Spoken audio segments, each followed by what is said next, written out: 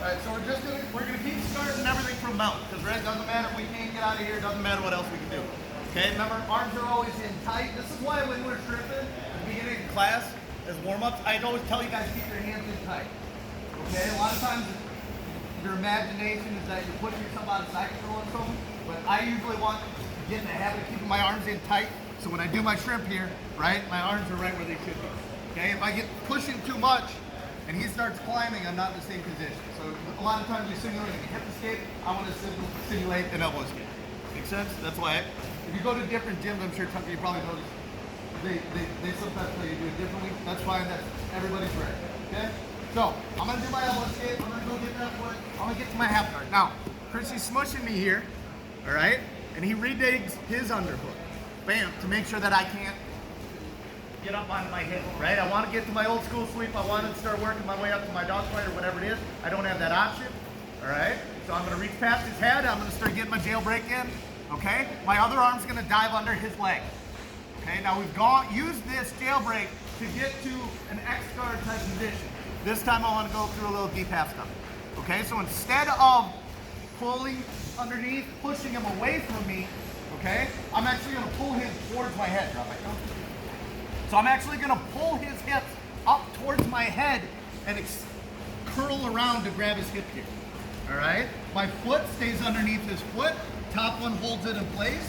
So my jailbreak just slid from his thigh down to his ankle. Right?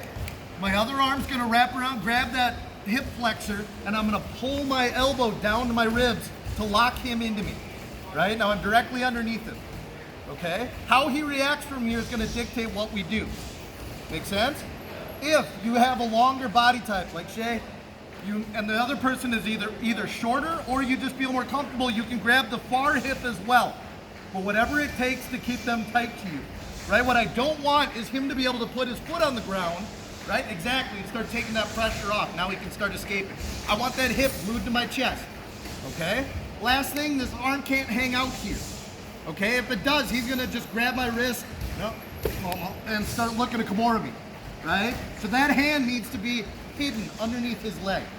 It looks kind of silly, right? But it protects my elbow, keeps it tight, okay? So I'm gonna do my elbow escape. I get to my side. Now he's gonna whizzer. Yep, whizzer, pulse on my face. Yep, and then redig his underhook and flatten me out. Okay, if you can tuck your foot in, great. I can't, so I can move a little bit. Dive underneath, and now again, pulling him over my head and pulling myself underneath here, right? Shin slides down his leg. I've got to keep his foot off the ground, right? If his foot gets to the ground, he's out, right? Grab that hip, pull down, this other hand dives underneath. Yes? Get to there, we'll go from there. 1, 2, 3.